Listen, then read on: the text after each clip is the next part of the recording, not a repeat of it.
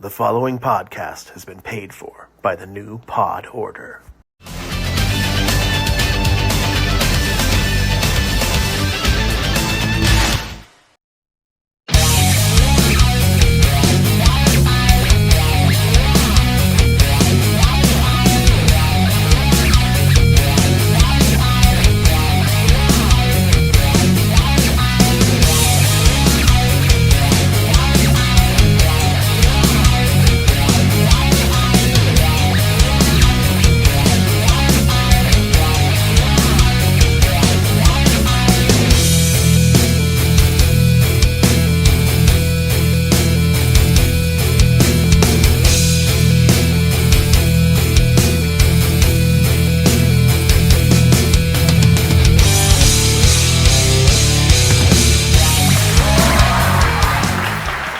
Welcome back to the new Pod Order.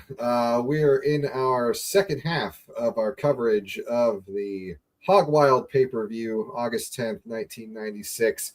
I am your host, Adam Rogers. I just came back from where Dean Malenko and Benoit were actually having a third overtime just for the fun of it backstage. With me is my co-host, Joe the Brain Chasick, who I'm told got some white powder from Sherry and Colonel Parker that should offset that moonshine he's been hitting as the show's been going along. And my other co-host, Matt, the American brother. Check out those gams. I don't know. I didn't think about what to do for your intro here. Well, that's some spicy water. Moving on. We come back in after the Harlem Heat Steiner's match, cutting away to a video sort of montage recapping the WCW folks' trip across America from Minneapolis to Sturgis. So for this, we got a bunch of the WCW talent that happened to be Harley folks, including Eric Bischoff. All got together and did a legit, biker convoy across the two states there. Pretty interesting idea. Makes for a nice setup. I wrote that I really enjoy Mongo's dog with his helmet and his little knife that he's got. They're ready for the NWO, Mongo says. Also, it was a little odd that Medusa decided to put a wax mannequin on the front of her bike when she was doing her little interview part. Joe, you listened to the 83 weeks, so you know what Bischoff's favorite part of the ride was. Oh, Lord. Yeah. Yeah. He's not riding he's behind not Medusa. The only one, according to reports. Yes. She's looking pretty good in those leathers when she was cruising along on the bike. I gotta say. Somehow Sting still manages to look like a dweeb, even riding on a motorcycle. I don't know how that's possible, but maybe we're just coloring things. I don't know, but that nice little montage. I did say that the sound design is a little funky again here. The interview, I have no idea what anybody said. And it's here. Let me recreate it for you real quick.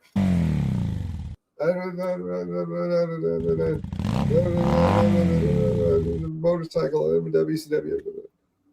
There. That's pretty much what it was like. Dramatic reenactments. That's what you came to the podcast for, folks. We're not getting goofy here in hour 2 at all of the recording. Anything you want to touch on for the little segment here, or should we move on to the next match, fellas? No, I think we're good. Mongo McMichael's dog with the Michael Myers knife. That was about it. Yeah. Okay. That definitely a highlight. I don't want to think what would have happened to the poor pup if he actually did get into an accident with that helmet on. I think it would have sheared half of his face off or something, but the thought was there. So I can see why we want to skip along, though, because our next matchup is Eddie Guerrero versus Ric Flair, coming out with Liz and Woman, and they are facing off for the U.S. title. And the stage is set for a heck of a match here, and I would say, skipping to the end, these guys deliver as they're going along. I did appreciate that everybody else is trying to pander to the biker stuff. Ric Flair shows up in a white robe because he will always be Ric Flair. It doesn't matter what the setting is. He announces to the camera as he's coming down the ramp that these girls got a Harley to ride right here 1200 cc's. So Ric Flair, man. I think later on, a lady in the crowd shouts something at him. It's like, yeah, that's right. It's you and me after the match, baby. Yes. So gotta love it. Gotta love it.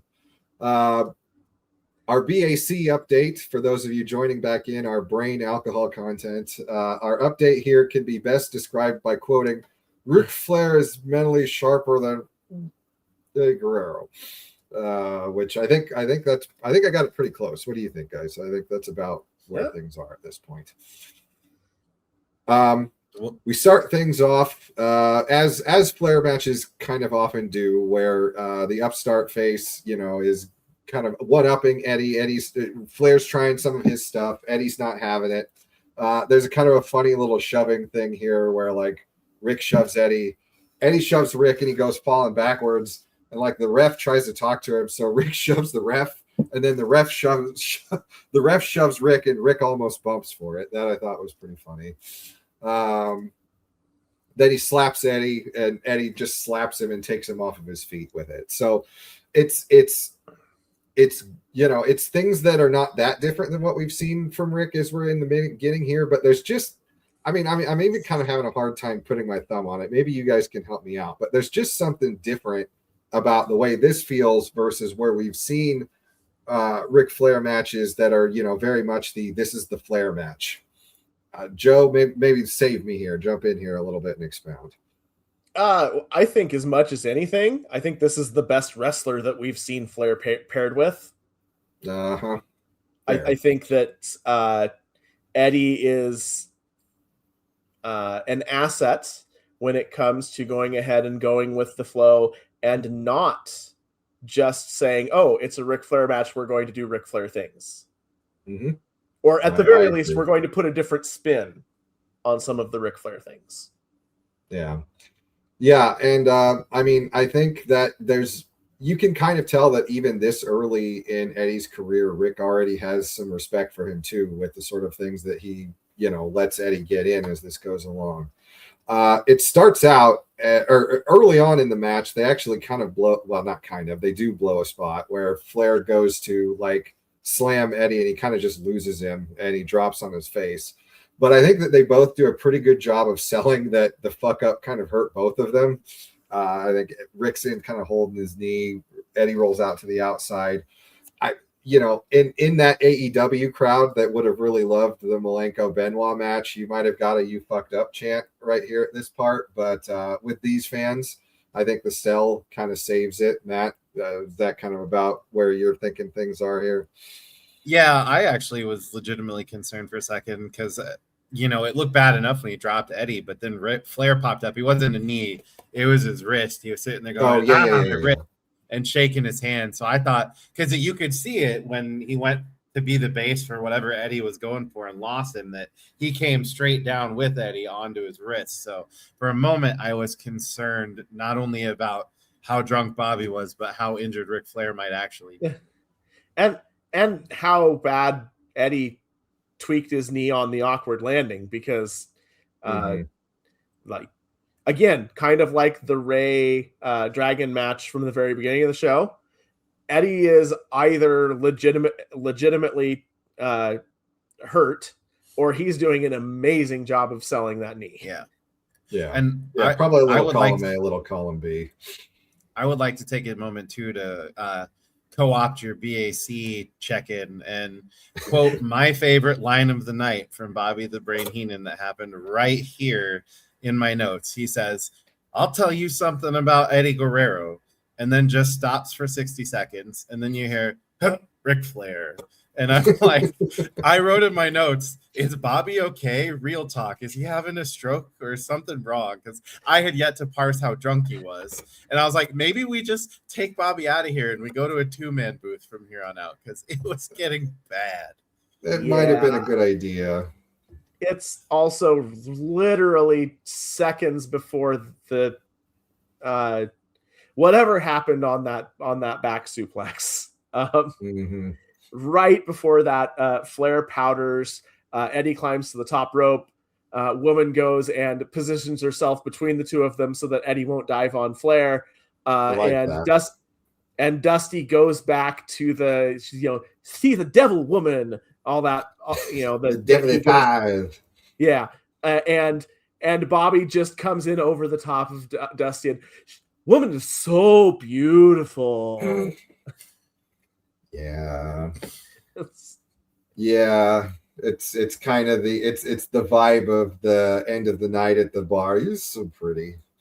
Yeah. Moving on. The lights go out around this point. Matt, I know you were hoping that we would get to this a little earlier in the show so that you could get your nice effects shot, but the lights temporarily go out and then come back on because it's getting dark out here in Sturgis, because again, we're in the middle of nowhere. I was impressed again with the fact that Eddie's getting Eddie chants here. Like, I still think Eddie's maybe the most over face in the company at this point, and it's kind of wild for somebody as new as he is. But yeah, Flair's making Eddie look like $1 million the whole way through. I also noted that I really kind of enjoy having Dream on the announce team for Flair matches because, again, they've worked together so much. There's so much history there. So, like, he keeps saying, Eddie, don't go in the corner with him. Like, because he knows you go in the corner, you're getting the thumb poke in the eye is what's going to happen to you, or some kind of dirtiest player in the game stuff is going to happen. Rick rolls to the outside. He's like, you don't want to go out there. I just like that color on the commentary team here. I didn't write down a ton of the moves going through, but like it's a real match. This isn't just Rick phoning it in and doing the hits. They have a good match in here.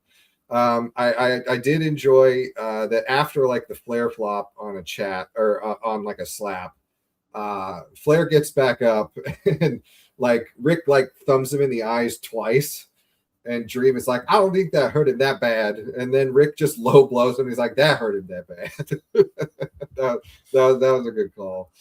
I was also impressed that Flair actually takes a head scissors takeover from Eddie. So I was making a joke about how on the earlier show about, well, I don't see Flair taking some of those moves, but by God, he was game for it in this one. This comes after he escapes Eddie's attempt at the figure four. There's a roll up in there, and Eddie gets the pull down the trunks spot that Rick only does every now and then too. Again, sign of respect that he's letting this rookie get that move on. We're going to be heading home here before too much longer where I'm at in the notes. I didn't hit a ton of blow by blow here. So Joe, is there anything you want to touch on? Any spots you want to highlight through here?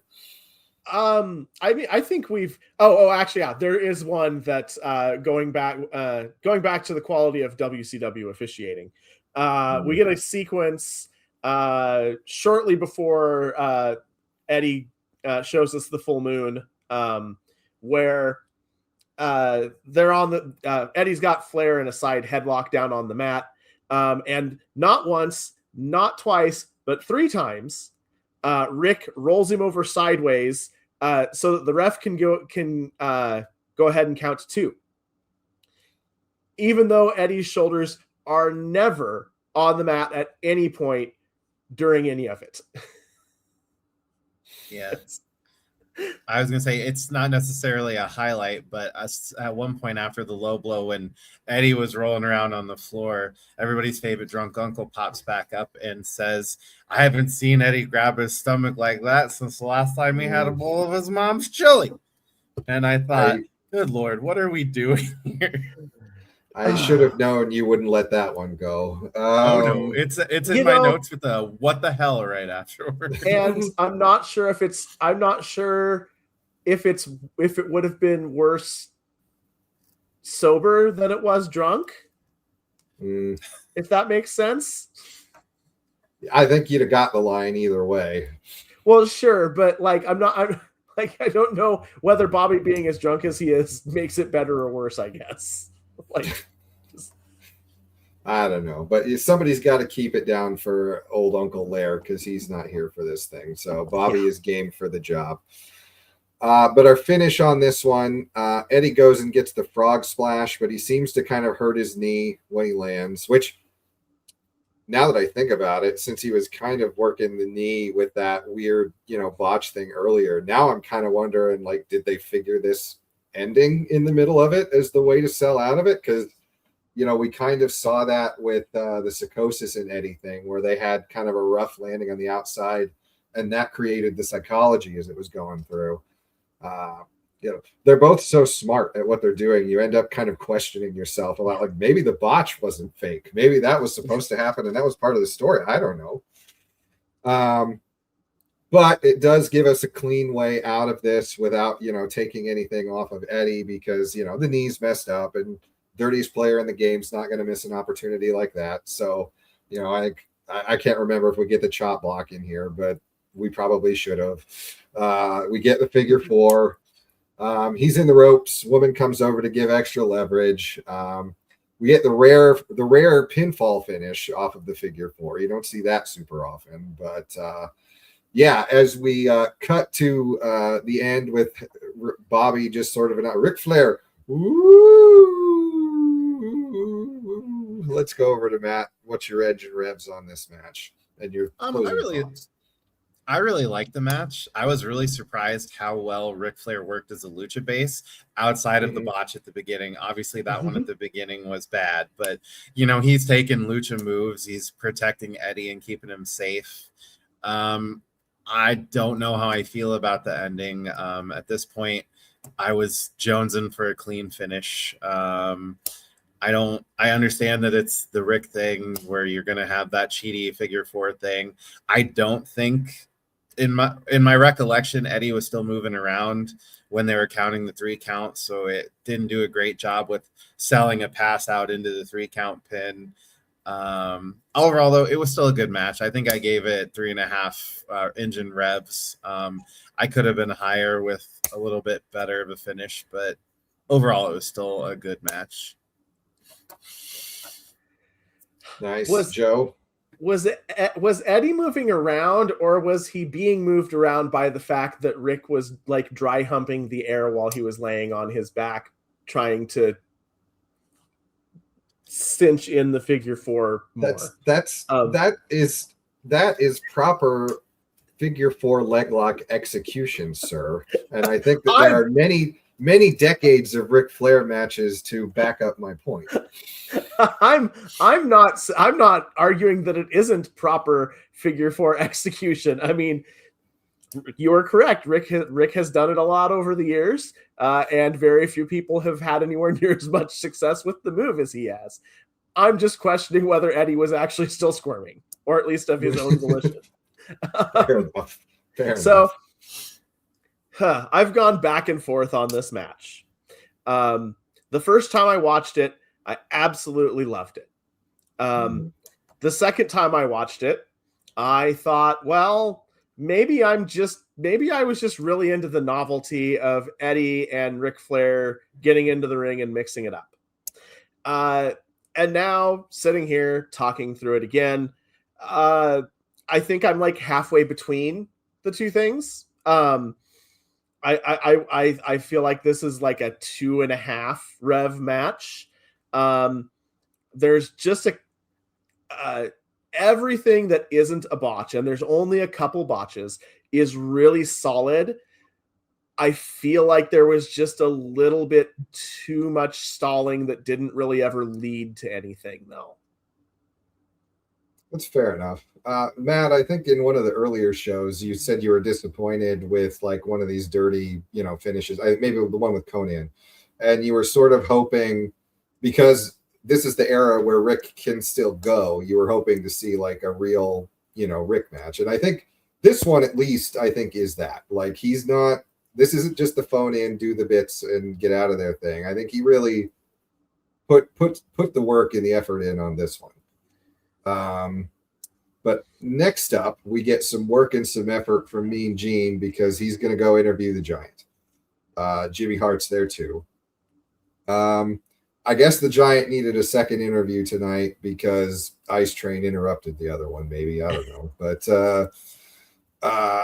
yeah, Jimmy comes in for like a one-liner. He takes his sunglasses off. On the Wrestle Me show, they pointed out that like Jimmy kind of has pig eyes with the way they're sort of small and separated out. And now I can't not see it, unfortunately. But yeah, he gets in a little one-liner, and then we cut over the Giant. He says that when Hogan told everybody to stick it, it reminded Giant of all the pain of betrayal he's experienced. I wasn't sure if he meant just from Hulk Hogan or like just in his life. But Giant was apparently also a huge Hulkamaniac. So hopefully this is the last of the wrestlers telling us how hurt they were because they were Hulk fans and he betrayed them interviews. But I'm not going to hold my breath. But yeah, apparently Hulk told everybody to stick it. So tonight the Giant's going to stick it. And this I was like, oh no, I don't know. I was afraid at this point, but he clarified he meant he's going to stick his hand around his neck and choke slam him through the ring. I thought maybe he was implying something very different was going to happen in this match. But anything you want to share on this promo before we get on to the next bit, guys? You know, I wrote in my notes, sometimes you forget Paul was decent on the stick. I thought it was a pretty good promo. I was really happy for you that Stick It's going over again. I know that's your favorite.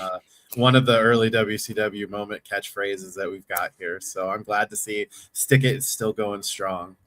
How Stick It and Mountain Dew and pot pies are like a thing right now. I do not know. Wow. So Matt and I have very different reactions to this promo.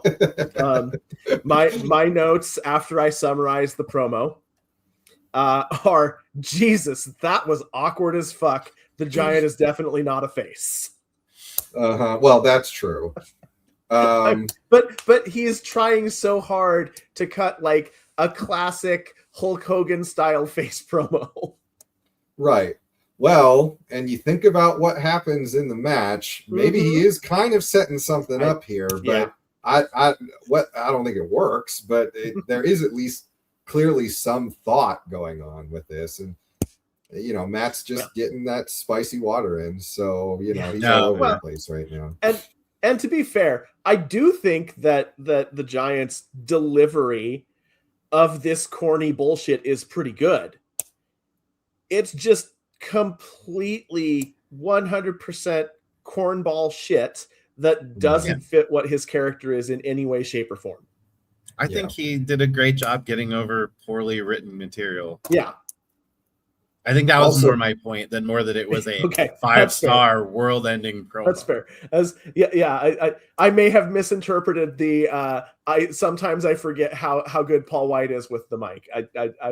I may have misinterpreted your intent of that statement. That's no problem. I forgive you. Well, and I'm sure we'll touch on this when we get to the main event, but it's just such a weird spot that they put him in here because let's not forget.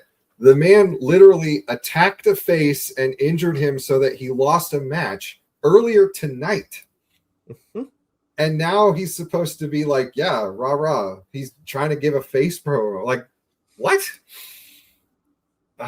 It's so weird. I don't know. I can't get wound up about it now. We'll get wound up about it later, but it's just, it's so strange. We head from here to what I kind of feel like was the first of two main events for this pay-per-view. I think Sting and Luger has been kind of the focus of the resistance against the NWO this whole way through. So this tag match against the Outsiders, I feel probably if co-main events were a thing back then, I think they would have probably booked it in that way. But this is also where we're going into the first of our matches of the WCW versus the NWO. So the stuff we're here for on the show. The Outsiders are coming out in red and black. Nash pivots around to sort of point his thumb at a very strange NWO logo that he has on the back of his jacket there, which I actually knew was coming because I was Googling around looking for something for the NWO logo and that shit came up. I was like, what the hell is that? But so apparently we must not have been fully sold on the spray paint NWO logo at this point because we're throwing some things out and trying to see what sticks. they head out to the ring. Then out come the bromance, as I've sort of coined them, Sting and Luger.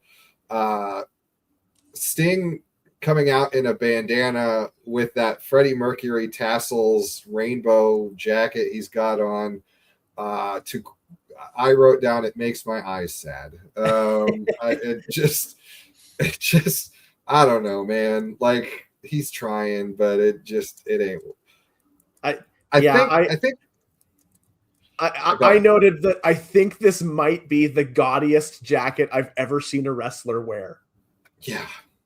I like my notes literally just say Sting's gear ... That was certainly a choice. LOL. Mm-hmm. Well, and I think the bandana falls under that umbrella of like when you get ready and you get dressed to go out for the night, put on everything, stand in front of the mirror, and take one thing off. And Sting just didn't do that. So, but like seriously, imagine like you showed up to like a Raw and Vince is in Gorilla and sees you trying to go out to the ring looking like that. Imagine that reaction and what that would have looked like.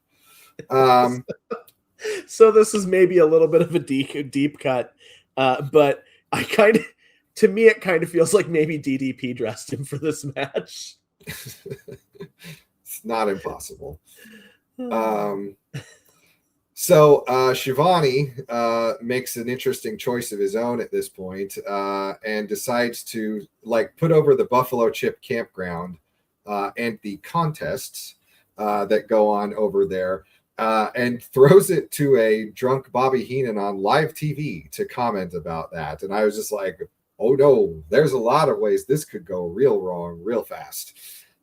Thankfully, Bobby stays on the script here, and I think at this point he's turned around on like dunking on the bikers to like, look at all these people, all these bikers. This is so great, but yeah, I thought that was a bold decision by Shivani at that point, and I could feel the producer's buttholes pucker through the camera.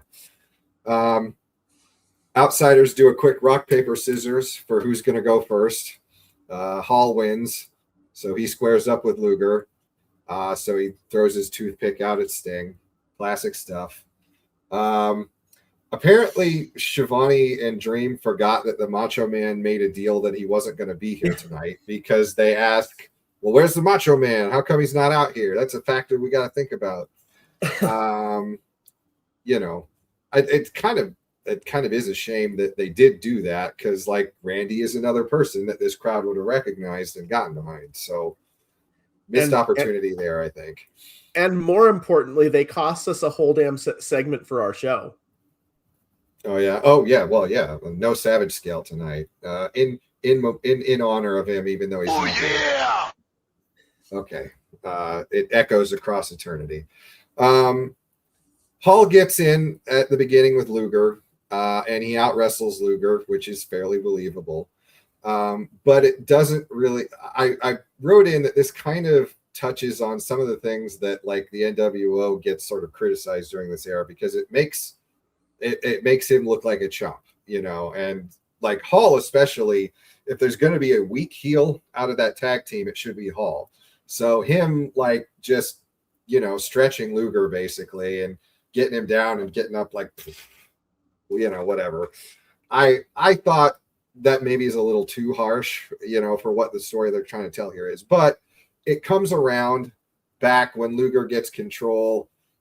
Hip toss, scoop slams him, flexes in at Nash. So it takes it back. But I don't know. I felt a little weird when I was watching it of like, you're really, really putting these guys over. And yeah.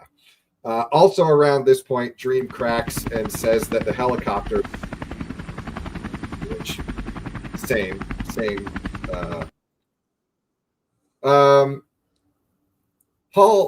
Hall tags in Nash after this, and Nash comes over and like tells Luger to get out because he wants Sting.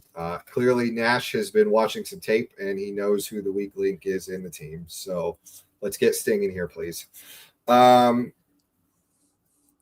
He spits on Sting to bait him to come into the ring. So Luger and Sting tag.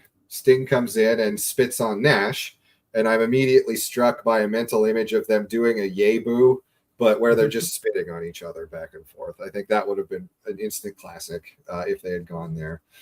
Instead, Nash nails him with a punch that puts Sting on the deck. Sting gets back up, gets a punch of his own, tries for a scoop slam that doesn't work because Kevin Nash is too big. But the Sting goes into his shine, thumbs Nash in the eyes, gets in some of his stuff, and then gets the scoop slam. So good storytelling thing through there. But this is Sting in a tag match, so that's enough offense out of you, sir. The Outsiders take over, and the damsel pounding is now going to ensue. Matt, what do you think of Joe? Sorry, I didn't mean to cut you off, but how do you want to open this thing up? I just said phrasing.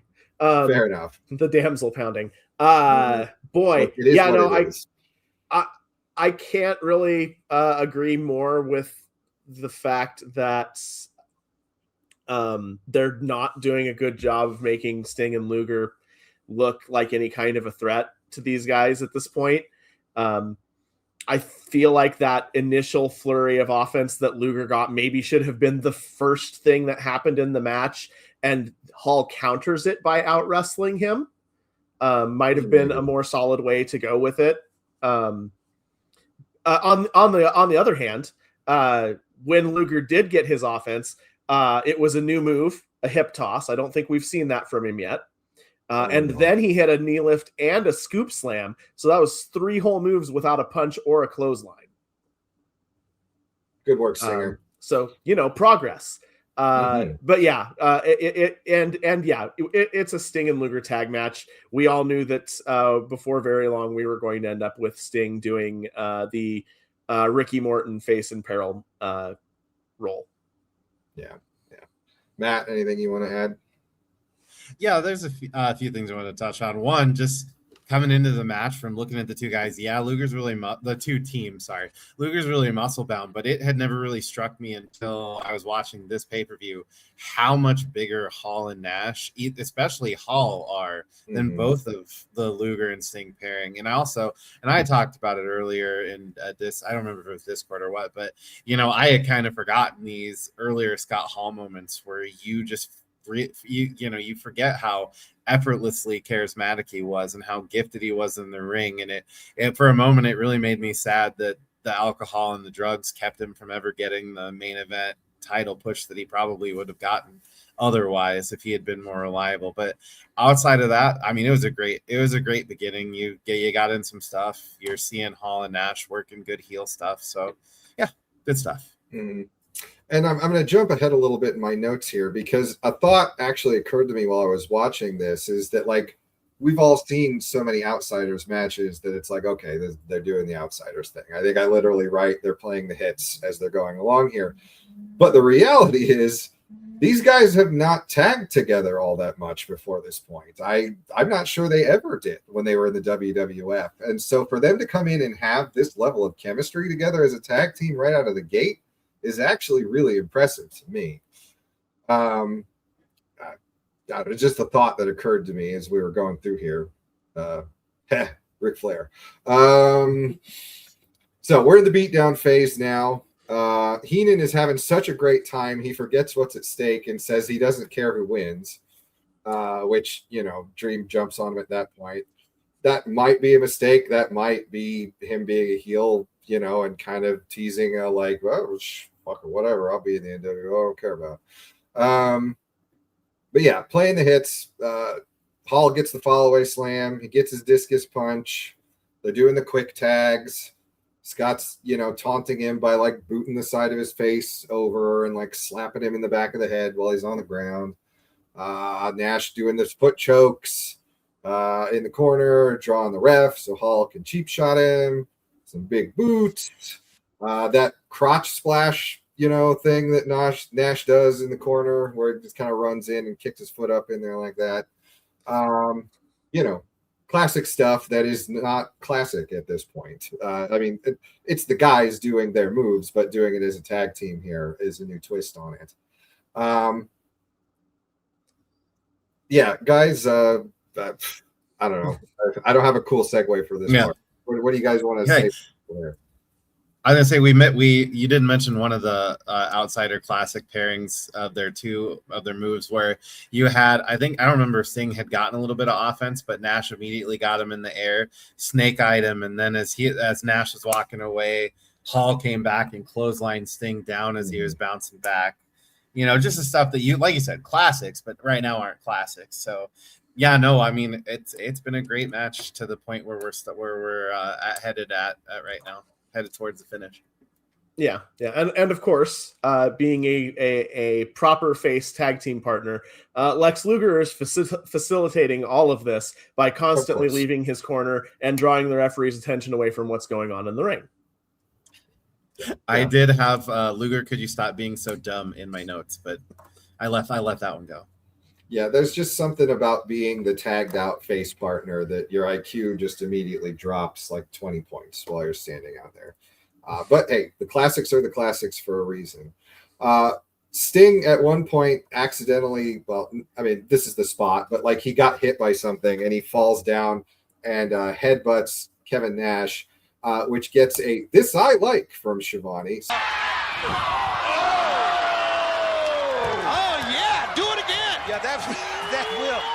I was a little disappointed that Dusty didn't comment on Nash getting hit in the groin. Yeah, I forget which match it was, but there was one earlier where like somebody went for headbutt. Like, that might be a little low. It might be a little low. And then Heenan actually hits that like I'm accidentally supporting the Outsiders and slip of the tongue thing again, and that's where I started to wonder like, well, maybe this was actually what he was supposed to be doing here, but it's really tough to say. The comeback happens when Hall's going to put Sting up in the Outsider's edge and put him away. Then he gets back body dropped. I honestly wonder if you took like the number of times Ric Flair has gone for the top rope thing and it hasn't worked versus the number of times Scott Hall has set up the Outsider's edge and gotten back body dropped and put them next to each other, what the success ratios would look like for those two if you compared them. Sting gets the hot tag and Lugering ensues, as we all know. I did write that he might be throwing the worst punch I've ever seen in this, and like it's tough to do it, but like it's like it's supposed to be an uppercut, but like his arm is like this. It looks like a Rock'em Sock'em Robot guy at one point in here when he's got Nash in the corner. I don't know if he's just always done that. This is the first time I noticed it, but I was like, that looks like shit. Like Sting and Nash tumble out to the outside. Sting puts the Scorpion on the outside of the ring. So that eliminates the two of them from the finish at this point. Luger tries to get Hall up into the torture rack. Doesn't quite get him up because, again, he's big and it's tough. But as he's doing it, he spins and he kicks Nick Patrick in the face, referee. Things take an interesting turn after that because Luger goes for trying to get another move, but Patrick chop blocks Lex Luger at that point. Was it an accident? Did he do it on purpose? Not sure. But Nick counts a pretty quick 3 count when Hall falls on him after that. So in story, is Nick Patrick the 4th man? That would be interesting to cut to the back when that assault was happening, and there's just one of the refs swinging a bat at somebody back there. I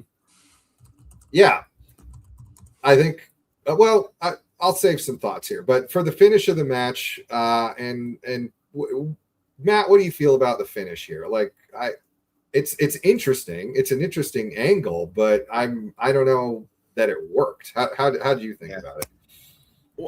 We talked about it a little bit before we came on for the first one.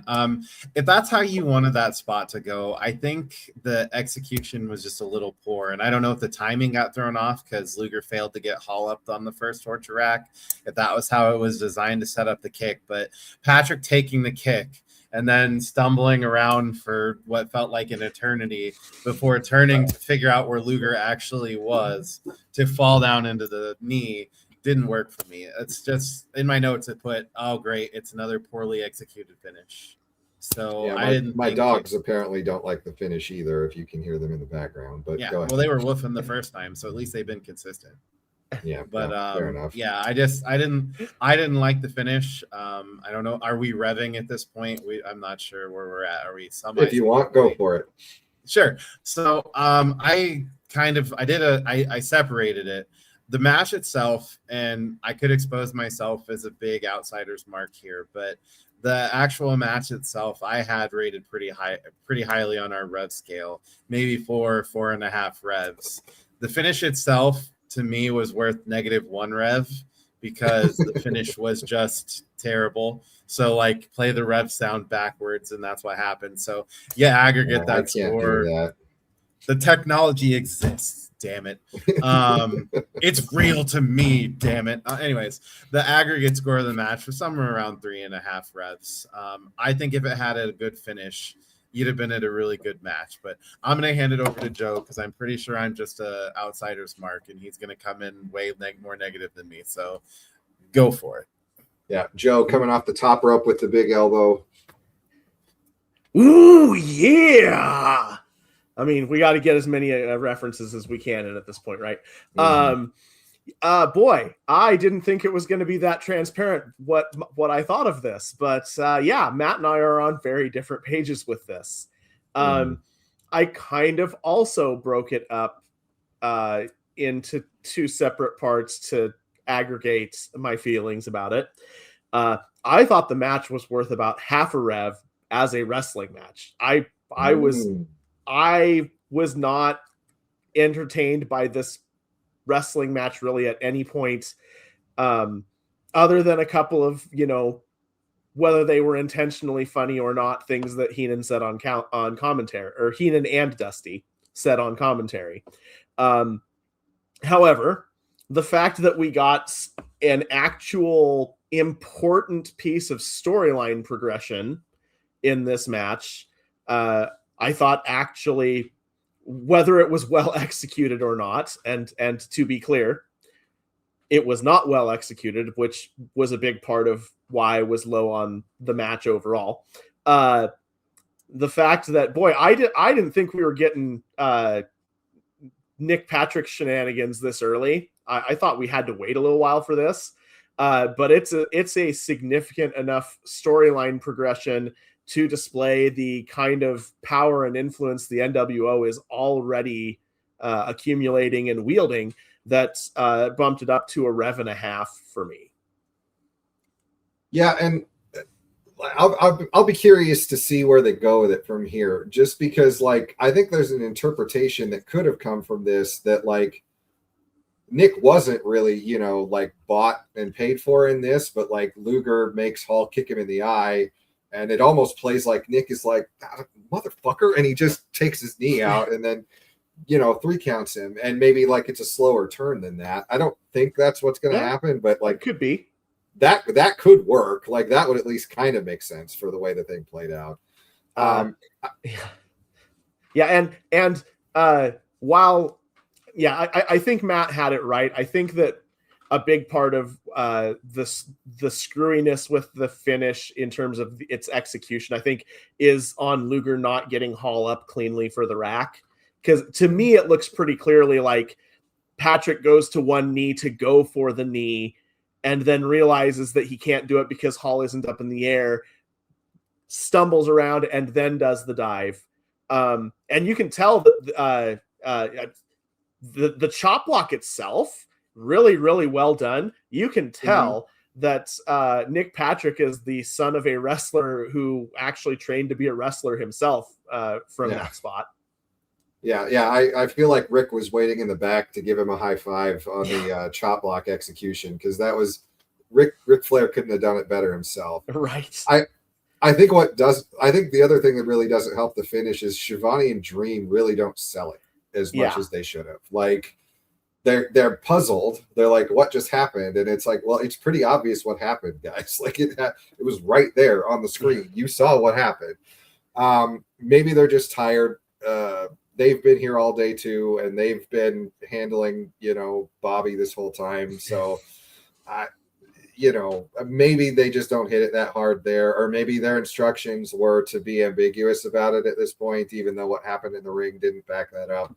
But I they do as much as anything to bury it at the end here. Especially not cutting out to yet another video package from Sturgis. And coming back. So after this, this I think tells the story. After this outrage has just happened a few moments ago, this miscarriage of justice, we come back from the video package to Shivani informing us that fall's here and it's almost time for the kids to go back to school. And that also means it's almost time for the fall brawl. And so, like, clearly they're not that bothered by whatever just happened in that match, even though literally the future of their company is on the line and they just got screwed over by one of their own referees. So I think that may have put a little color on the end there too. But yeah, I think the Heenan, Shivani and Dream just bury this at the end. But okay, because we got a main event coming up here, and there's time to save it and bail it out. So I think there's really just one question that we need to ask. Joe, are you ready? Oh, I'm ready. Matt, are you ready? Oh, I am ready. Well, then, for the three of us in attendance and the literally tens of people that will watch this on YouTube, let's get ready to rumble!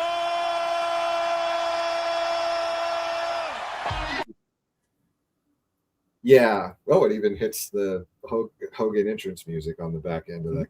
Nice. The future Hogan entrance music. Yes. Yeah, we're heading into Voodoo Child there, not the NWO music. But so Buffer's doing his shtick over the sound of revving engines, and I just like I hope he charged them a fortune to come out here and do this tonight. But Hogan's on the way out with the NWO music playing, and he's wearing what I wrote appears to be they went to the store and bought a shirt for Terminator 2 and spray painted NWO on the top. And the back says, "You ain't seen bad, but it's coming." And they cut the sleeves off. I mean, for a company that was clearly very afraid of getting sued for copyright infringement, bold choice to put the T800 right in the middle of the picture there.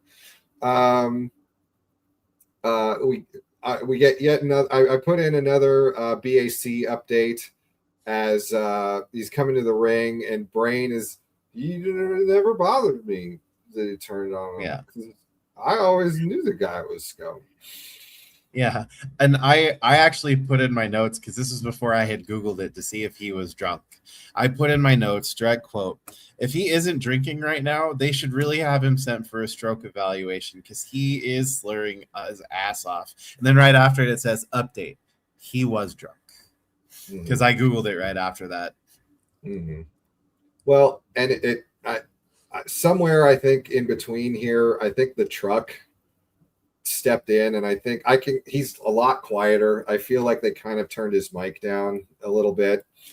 Obviously you can't just drop him entirely without, it being a whole nother big thing, but like he's much quieter at this point from here on. And the Giant, some fireworks start going off as the Giant comes out to the Dungeon of Doom scary music. And I'm just like, this is such a bad choice. Like, you could not have come up with a worse setup to try to get across what you're trying to do with this match. The fans know Hulk Hogan. They do not know the Giant. Hogan is fighting a big, scary giant dude. One of the most iconic, if not the most iconic moment in Hulk Hogan's career is him fighting a big, scary giant dude. It should not be a shock that the fans are completely on Hulk Hogan's side, even when he is doing every heel thing that he can think of to try to get them to turn. Joe, did this match even have a chance to go the way they wanted it to go at the beginning? Oh boy, no. It just didn't. And it goes back to that same conversation that I referenced on the first half that we had early in our run.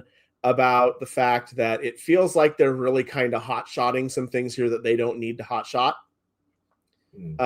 And sending Hogan, I get it. Hogan's the biggest star that the wrestling business has ever seen at this point.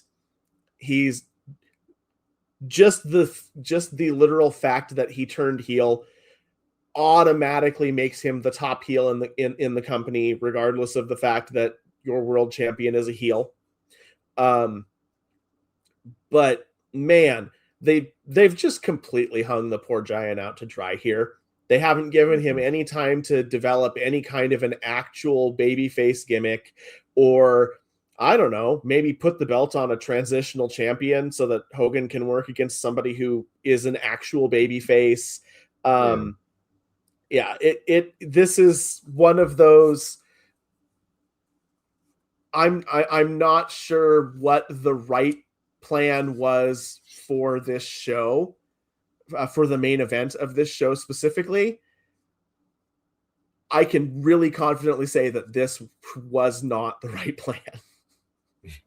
Yeah, Matt, I'm sure you think the same thing. Like, I don't know what else you even do here. Was there a way to have done this and be successful without swapping the belt out to somebody else? No, because it's like we talked about before Joe got here, when we were just chatting. I said the way to, I don't know why they didn't find some way to put a transitional champ in place, because putting the Giant against Hogan was never going to work. Maybe you would have had a shot in an actual wrestling arena with actual wrestling fans who had watched the program. But then again, you didn't have the NWO doing this as much scummy heel stuff as you wanted to in the build up to this. We've hit WCW multiple times over these past few weeks saying that there hasn't been enough stuff on the actual air besides Hall and Nash goofing around to cement them as despicable, hateable heels to where you could show up to a neutral crowd and expect Hulk Hogan not to be over. I mean, Hogan's out there absolutely killing himself trying to get him to hate him, walking in and out of the ring, waving the Giant off and saying he doesn't want to fight him. And there's an actual legitimate Hogan chant I think for the third time he's walking away from the ring. It's like, this is the nightmare scenario if you book this. Like, your face doesn't work and your heel's the one that's over. Yeah, and I mean, the only thing I would push back on is, like Joe, you said they didn't give him a chance to make it work. They did. He's done like 3 promos over the last 3 programs that we've seen, all trying to be a face. Okay, but then you haven't leaned into it. Like, he's still coming out to the Dungeon of Doom. It's like Undertaker music while he's on the way out, and you have him attack a guy in this show. Right, but so that's you are correct. They have had him cut babyface promos, but they have not given him any opportunity to actually work in the ring as a babyface to figure out how to be a man that big and get the crowd to not see you as a big, nasty, evil giant. Right. Yeah. Okay. I mean, I'll give you that. And they haven't created. Go ahead. Sorry. And the other thing is, Hogan hasn't figured out how to work as a heel yet. Oh yeah. He's pulling out every trick that he can think of, but every trick that he can think of on how to be a heel is straight out of like the 70s pro wrestling heel, textbook, which those things can still work in 1996.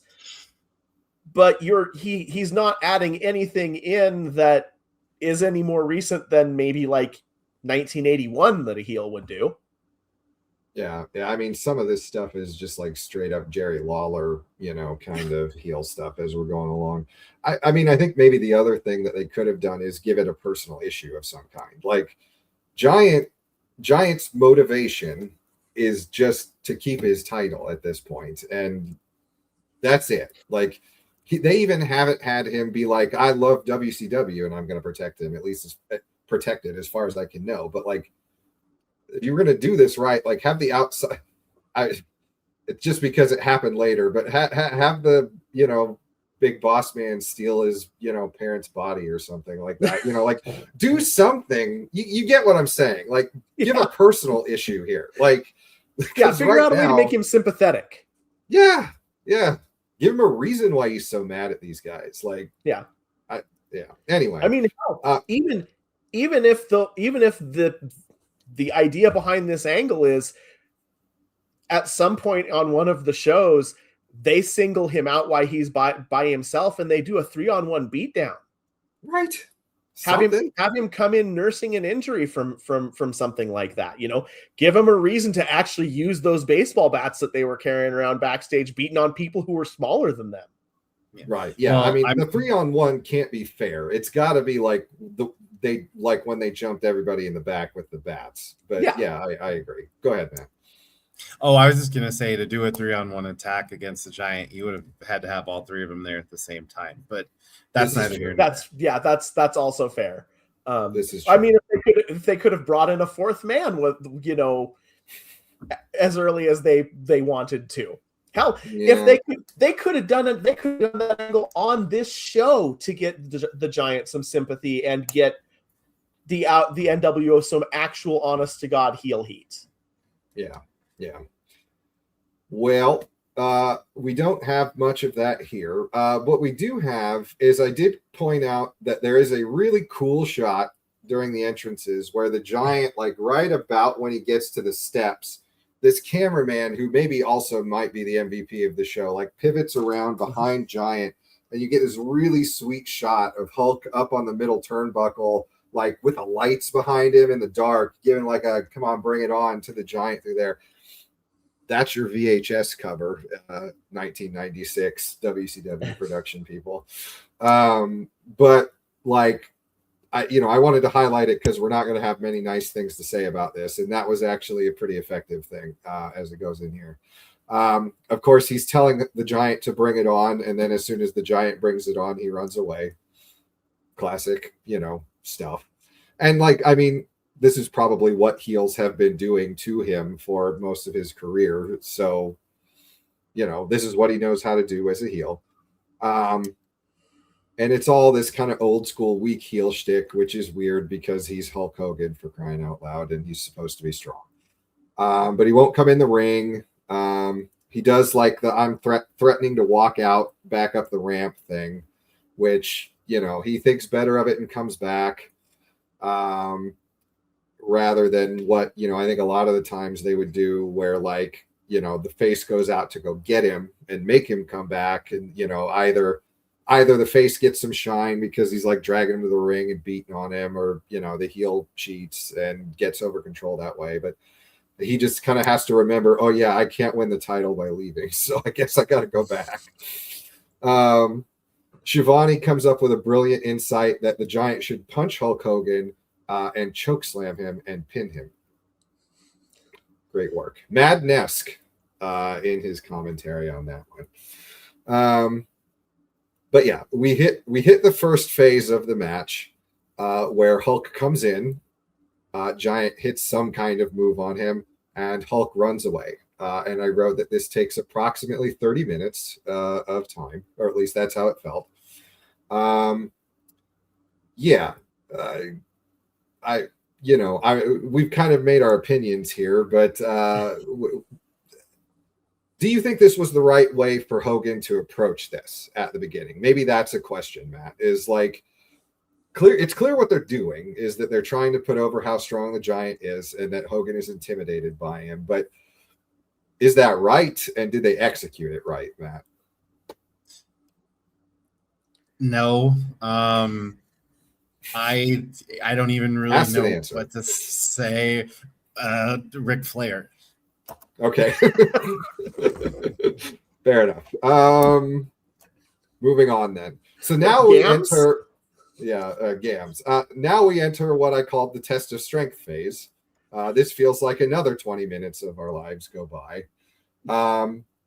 It's way more back and forth, I wrote, which I feel like is a Hulk Hogan ego thing of like, well, I can't be just losing the whole time, but like the Giant is a Giant, so he should probably be winning the test of strengths.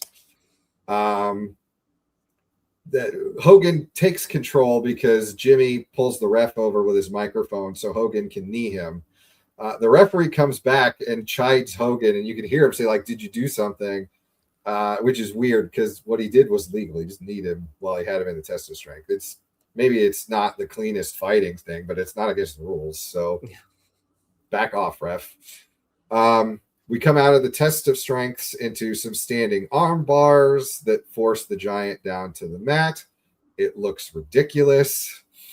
Anytime the Giant manages to fight back up, Hogan grabs his hair and pulls him to the mat. 15 more minutes pass, I think. But then eventually, blessedly, Giant gets out because he gets his own hair pull. So, given the heel has come up and sends Hogan to the outside with a series of headbutts. And thankfully, at this point, at least some things maybe kind of start happening in the match. The commentator Dream is again like, don't go outside. That's where he wants you. But, Hogan just grabs his heels and pulls him down, which that looks silly. Like, I mean, with other people, I could get it, but like the Giant is just too big. Like, you can't grab the guy's feet and just have him land flat on his back in like a straight out of camp back bump and pull him to the outside. Like, anyway. Listen, I just want to throw out there while we're in this, before we move on from this phase of the match, Hogan's out here. He's putting on a technical display. How could we have ever seen this coming if only somebody had warned us? Oh, wait, Hacksaw tried to tell us just last week. Hogan is the greatest technical wrestler of all time. This is true. This is true. He's working the arms. He's got Giant under control. Like, he's wrestling circles around him here at the beginning. Don't undersell Hacksaw Jim Duggan, people. I would never do that. Oh, especially not in front of this crowd. Hogan drags him to the outside. He posts the Giant. He unleashes a vicious string of back rakes on him, and I could just feel Matt getting mad from all of those days before in the NWO video game. But Giant comes back. Somehow he overcomes the pain of fingernails going down his back. And he turns around and he posts Hogan instead. Quick BAC update. Heenan is now just in the quiet mumbling to himself phase. He is suddenly very pro Hogan. He's like, This is true. Oh, Hogan's not really that bad of a guy. Oh, Hogan's doing great. And I'm like, in my notes, it literally says Heenan suddenly pro Hogan. Drinking is a hell of a drug. There's also I kind of like Hogan's new style. Mm-hmm. Bobby Heenan is the fifth man. He's actually, see, this is what we're not getting, the next level of this. He's burying the commentary to get the NWO to take over. Aha! We figured it out. Okay. Who didn't figure it up is the Giant. He screws up. He lets Hogan escape a pin by getting his foot on the ropes, and then he turns around to argue with the ref about it, which lets Hogan recover, take over, get some hits on, and then, okay, let's prepare ourselves for this, because this is the moment where Hogan goes to punch the Giant, and the Giant does the entire Hulk up shtick from the ground to Hollywood. I'm just going to throw this at you guys and just get out of the way. What? Good idea, bad execution, never should have happened. What are we thinking here? I'm going to go ahead and say absolutely ridiculous. I mean, it does pair into the fact that the Giant has been tapping into Hulkisms the past couple of weeks in his promos. So maybe they're like, this is how we're going to work it. We're going to shift the Giant into Hogan in this match and have him play the Hulkamania role. Just, it didn't work. The whole match concept, start to finish, just didn't work. Mm-hmm. So yeah, we had the discussion just a couple minutes ago about all of the reasons why all of this was bad. And then it was like they said to themselves, how could we make this worse? And we shifted from Hogan being a 70s heel. And I can just imagine the conversation backstage as they were plotting this match out, where Hogan takes the Giant aside and says, "I tell you what we're going to do to get you over as a face, brother. We're going to go, and I'm going to be Andre in 1987, and you're going to be me in 1987, just like it's the Silver Dome, brother." Mhm. I mean, this is exactly what, from the point that they actually start wrestling in this match, this is a Hulk Hogan circa 1987 or 88 match, just Right, with the roles exactly. reversed. It Yeah, Oh, I didn't get wow. it early on, but like all of it, the whole thing. Like Hulk, gets up in the heel's face and the heel runs away. They do the test of strength, blah, blah, blah, and like Hogan powers up out of it. Really, it should have been. Yeah, go ahead. I don't know if the goal here, if they were just thinking a little bit too inside baseball and being like, you know what we have to do in this match? We have to make sure that people understand that Hulkamania is dead and buried and it's a thing of the past, or what. But man, just this whole match is just a series of really, really bad decisions.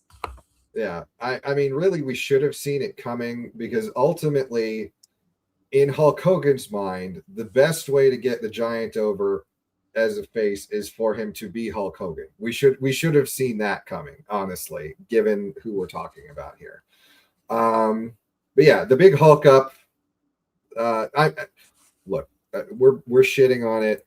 I will say this might have worked a little bit better if they had done this in front of a WCW crowd. Like, I think this might have at least gotten this would have gotten a reaction, where it's crickets when it happens, here at Sturgis. But the hookup happens, Giants throwing some fists or whatever, but then Hall and Nash hit the ring in a thing that I think we're going to probably get tired of saying eventually as this is going along, but here it's new.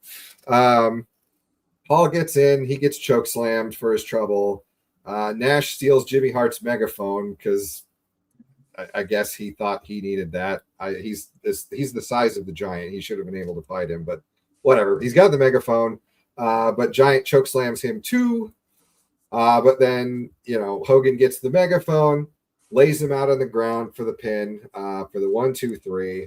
And so we'll go to the score. So 5 revs for both of you, right? 5 revs. Okay, we'll move on to the next part. I just wanted to take a moment to clarify that it was not the it wasn't the megaphone, it was the WCW championship belt that he hit the Giant with. Oh. Yeah, so it loses a rev for not including the megaphone. Okay. Yeah, I think the megaphone would have clearly been more revs. Okay, well, all right. Let's be serious and do the format of the show. Joe, final thoughts on the match before we go to the post-match and give it a score. Man, I didn't realize just exactly how much I disliked this match until we were talking it out, to be perfectly honest. I think it's I think this is a thing where I think it gains some value because of what it does from a storyline perspective to push the angle forward. Unfortunately, gaining value means that it gets all the way to a whopping half a rev from me. Well, it's better than just a full-on dud, I guess. I was close. Yeah, and I talked with Adam before you got here, and I rated this whole match and segment separately from each other. So the match itself, yeah, solidly a 0.5 rev. Originally I had been a little nicer to it, but as we talked about it, I realized, as you said, Joe, just how bad it was. Even with my NWO colored glasses fully in place, I could not see the lining to this match. Well, that's fair enough. Let's see if we can salvage this thing at the last second here, because obviously we know that there is some post-match celebration that comes after at this point. I actually kind of did like Hogan takes the belt and he like drops down with Hall and Nash, and they do kind of a good thing where like they're just coming back from being unconscious, and it's like Hogan is like, we won, and they're like, oh shit, we won, like like they were surprised. That looked kind of cool. But from the back, Brutus, the Booty Man, Barber, Beefcake, Cyclops, whatever all of his names are. But he's recovered from his knee assault that he suffered at the hands of the Four Horsemen.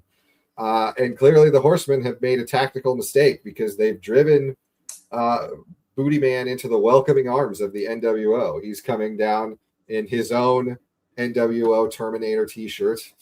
And he is following behind two clearly terrified stagehands who are carrying out a birthday cake for the birthday boy, Hulk Hogan. They slide the cake in, and it's here where I noticed that Nash is, from this point to the end of the show, primarily concerned about the cake. So it goes great with Popeyes and Mountain Dew. Clearly, he gets it like he first he tries to perch it up on the corner between the two ring ropes, and even I was getting a little nervous about that. And then he's like, "Oh, better not do that. Hang on, I gotta go get that." Just set it delicately down on the ground. I really feel bad for the Giant because he has to lay there unconscious through this whole thing. And they Scotty Riggs him pretty hard here. They didn't even kick him out to the platform outside the ring, did they? I mean, he laid there. He laid there, laying there, spread eagled. He laid there like Teddy Long laid there last week after he got chokeslammed. I may have had to rush through the very end of this when I rewatched it, so I wasn't real clear on exactly where he ended up. No, yeah, as if the match itself hadn't buried the Giant hard enough. Now this has to happen around him.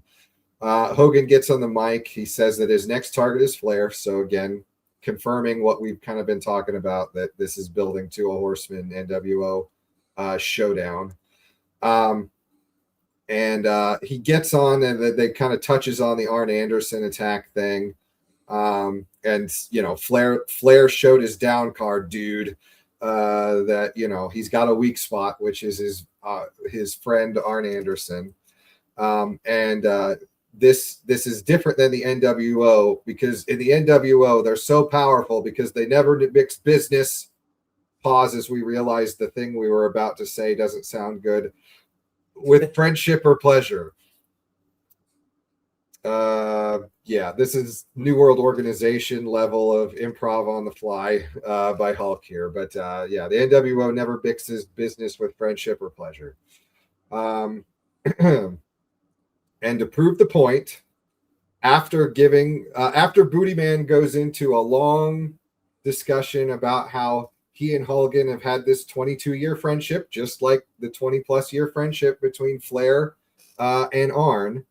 Hogan comes up, gives him the Don Corleone kiss of death, and then says, grab him, and the beatdown is on. And so the poor Booty Man catches his second beatdown in a week, this time from his personal friend, his icon, the guy who's literally carried him through his career, Hulk Hogan.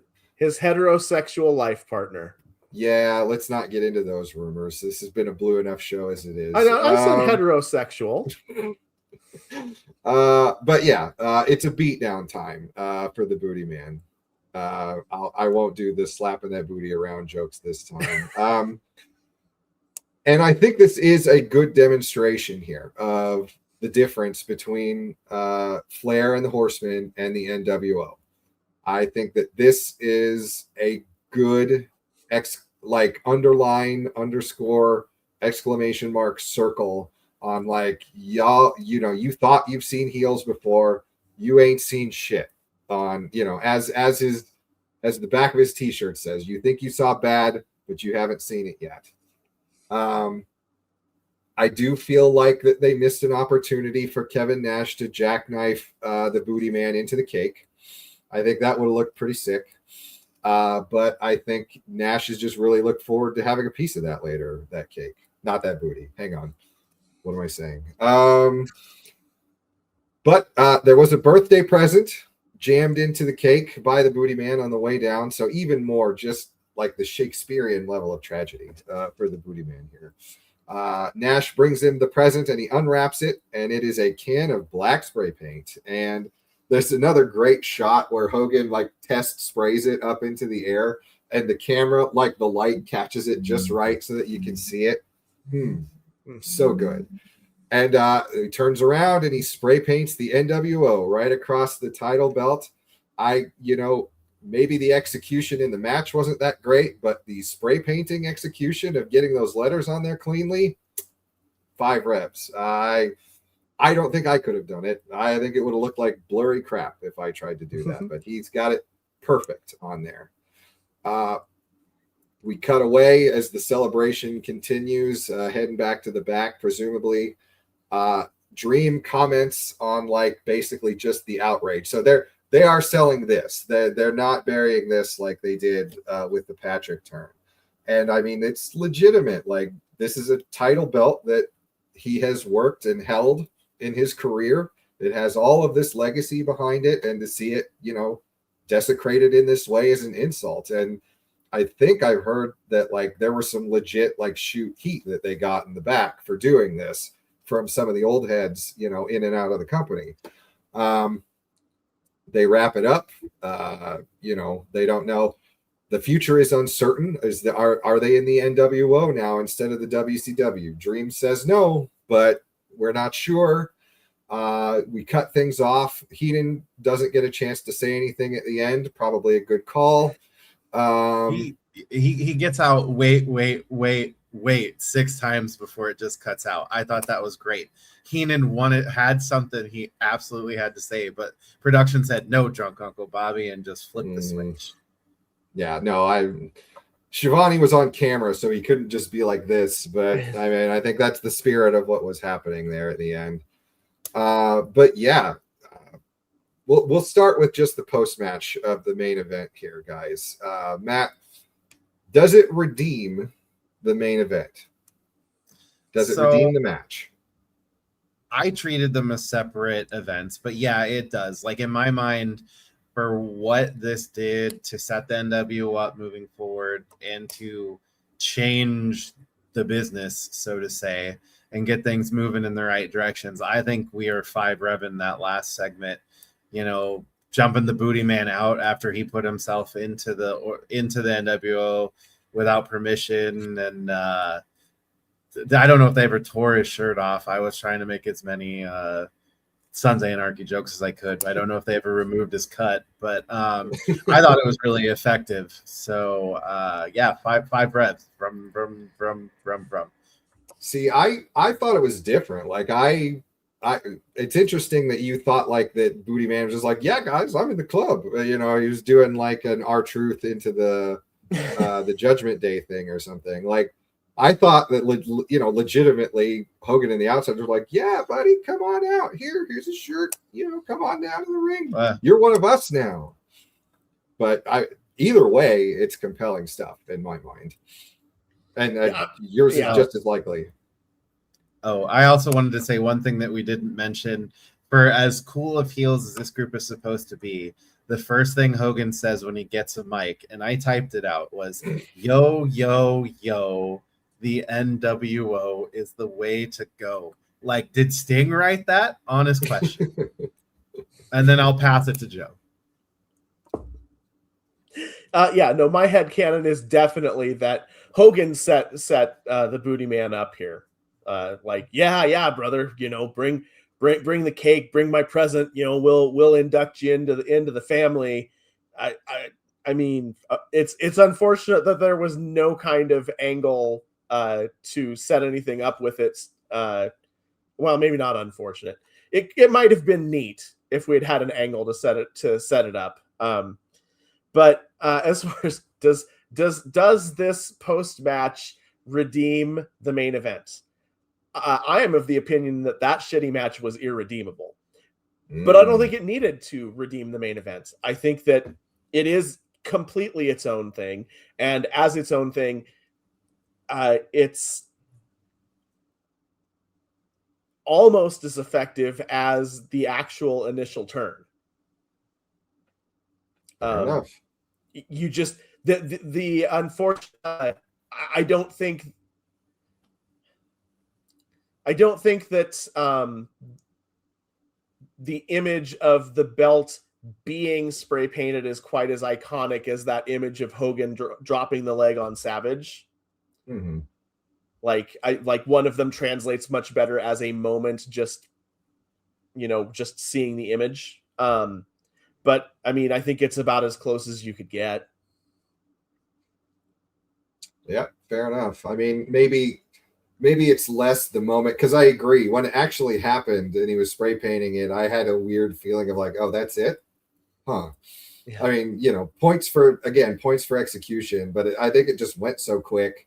And again, the crowd is not like, I mean, he did turn them, so we have given them shit for like the fans cheering for him. He's turned them. They're booing him here at the end, so he's gotten that much done. But the roar that could have happened if this was a wrestling crowd when he was doing that like knew the history and everything, I think that's sort of missed too. But you just think about how you're going to see him walking out with that thing, playing the air guitar on it on the way out to the ring and stuff from this point forward. I think it was a little bit goosebumpy. I'm not going to lie. Like it really, really clicked for me here at the end. Well, let's go ahead and take it home, guys. So I've got a few discussion questions. We can kind of bounce the ball around on them in chat. I wonder, but I think maybe we kind of need to do the overall show ratings first for this. So, Matt, Hog Wild? I mean, say one thing for it. It is the buffet again. So we get the full array of wrestling here. What did you think? What did you grade the show as in the final summation for you? So overall, I thought it was a decent show. I complained throughout the two parts of this that the endings of the matches were often very poorly executed. Outside of our two opening matches that had clean finishes, and then if you take the point from where Hogan hits the belt till the end of hits the giant with the belt, to the end of the segment that follows, those are three things that worked. Everything else was kind of clunky in the finish. There were good matches in there, but like I said, the endings hurt. As a WCW show, you're looking at a solid probably 3 rev program. From an NWO standpoint, building forward into this, the Outsiders match ended in kind of a fucky, the ref kind of got lost and didn't get there. Well, actually Luger blew it, but and to Hogan building that belt and setting up the run that's coming forward. I mean, it's a 5 reg program if you're from the NWO launch point moving forward. So I thought overall it was a decent show. Joe? I mean, I thought it was pretty solid from outside of the main event itself. And there are a couple of other relatively low points, but and maybe it's because I came into it with really low expectations, based on I'd never seen this show before this week, and I've heard people crap on it for a very long time, so I didn't really expect much anything out of it. I thought this was a solid B. I think that if the main event match had even been tolerable, I might have been tempted to give it an A. Yeah. So 2 very kind of different opinions there. Let's touch back around on it. Under this sort of unique circumstances of the show, like, do you think it worked being out here at Sturgis, being out in the field? What are you kind of, and this is just open to whoever wants to take it, like, this is a very unique show. I'll remember, the way this show was as we're going along, for good or for ill. But like, what do you think about the execution? And, could you have had like a really perfect show under the kind of circumstances that they set themselves up with here? I think visually the show and the set design was unique and was memorable. I think the way the crowd demographics are going to be built in a show where you give tickets away for free at a biker rally was always setting yourself up to not live up to the best for what a show could be, because you're supposed to adapt on the fly like we talked about, but you're not going to have good crowd feedback to build matches around. So I think that it was a really cool idea. It was really neat to see the execution and everything that came with it. I just don't think that Sturgis is an environment that lends itself to a wrestling show. Joe? So I think that on the Shivani podcast, Conrad frequently references what he calls the Book of Bad Ideas. And the two of them were in pretty solid agreement that this pay-per-view was solidly out of the Book of Bad Ideas. And I agree with them 100%. I think that the idea of this show was completely ridiculous. I mean, yeah, you're giving away your gate. Now, Eric Bischoff claims that, well, sure, we gave up $250,000 gate, but we made that money back on the sponsorships that we built with various companies that had a presence at the rally and saw what we were doing. He singled out Coca-Cola as one of them, which, if this legitimately got them a Coca-Cola sponsorship, was probably worth more than the $250,000 they lost off the gate. But I think that when you throw it all together, outside of the fact that the last two matches were questionable at best, or maybe as a whole were questionable, depending on your opinion of the second to last match. I think they did about as good a job as you could possibly do with the circumstances that they gave themselves.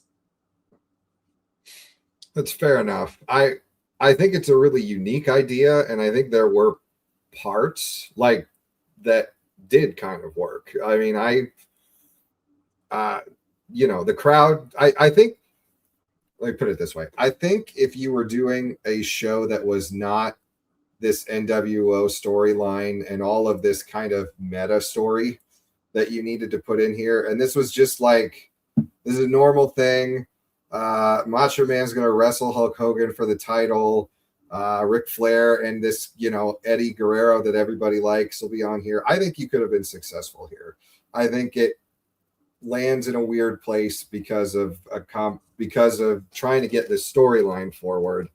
And so I think the Book of Bad Ideas of this is doing it coming off of everything that they've been doing before, especially as this, well, I say that, but I think the thought was Bischoff was going to make this like one of their big four sort of pay-per-views every year, like, the WrestleMania, Royal Rumble, SummerSlam, Survivor Series. This was, WCW doesn't have that at this point, and I think he was sort of hoping this could be one of those. And, in terms of setting yourself apart as a product from your competitors, this would have done it if it would have landed right. But yeah, I think they did the best they could under the circumstances, and yeah, I think it was a miss at the end of the day. My only question coming out of this show was, I don't understand how in the world WCW is winning in the Monday Night War right now when their main events are consistently like this. Like, this one is putrid. It's the worst that they've had, but the others aren't good. Like, none of these Sting Luger matches have been any good. What's keeping them at the top at this point, do you think, guys? So I think there's a couple things. One is that, like, the WWF has kind of the opposite problem right now. Like, their main events are at least solid, because you have that core of Michaels and I think Brett's on a sabbatical at this exact moment, but you have, like I said, you have that core of Michaels and Brett and Owen and Bulldog and guys like that are really kind of have really established the main event spots as kind of their own at this point. But man, their undercard is so terrible. And WCW has like the exact opposite thing going on, where for the most part, their undercard is really, really good. They just, they can't figure out how to put the main event talent that they have together to put together decent quality matches with it.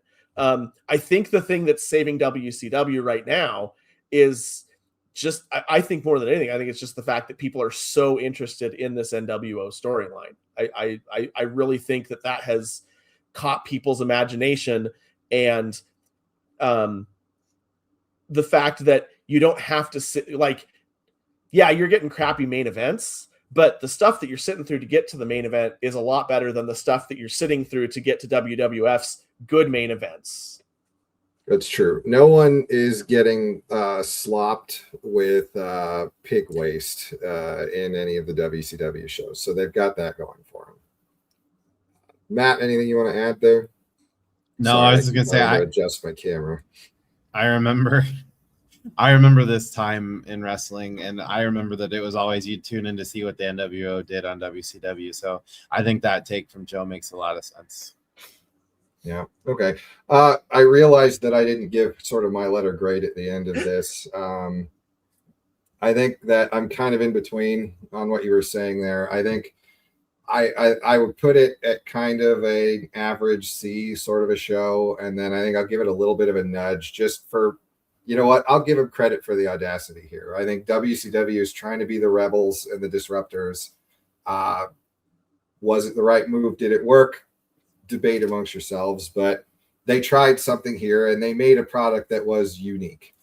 But yeah, I guess we'll go ahead and take it home here. That is 2 more for the good guys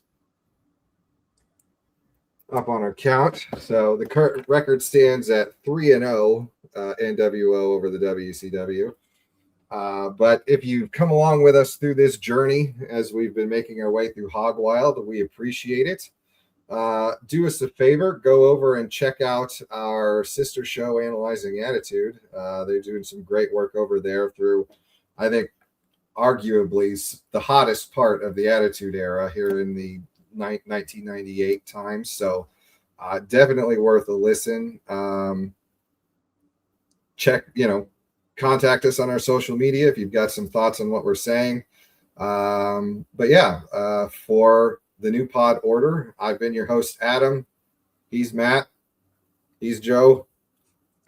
Signing off. The New Pod Order is a sister show of the Analyzing Attitude podcast, which you probably guessed from us being on their channel. Be sure to drop a leg on the like and subscribe buttons, and if you like our show, you should give theirs a listen, because you'll probably like it too. Its opening video was created by Ace, and the theme was recorded by Jade Garrow and is used with permission. If you want to contact the show, our email address is newpodorderpodcast@gmail.com, or reach out to us on X at NPOrderPodcast. The show is hosted by Adam and Matt Rogers and Joe Chasick, who want you to remember that when you're NPO for life.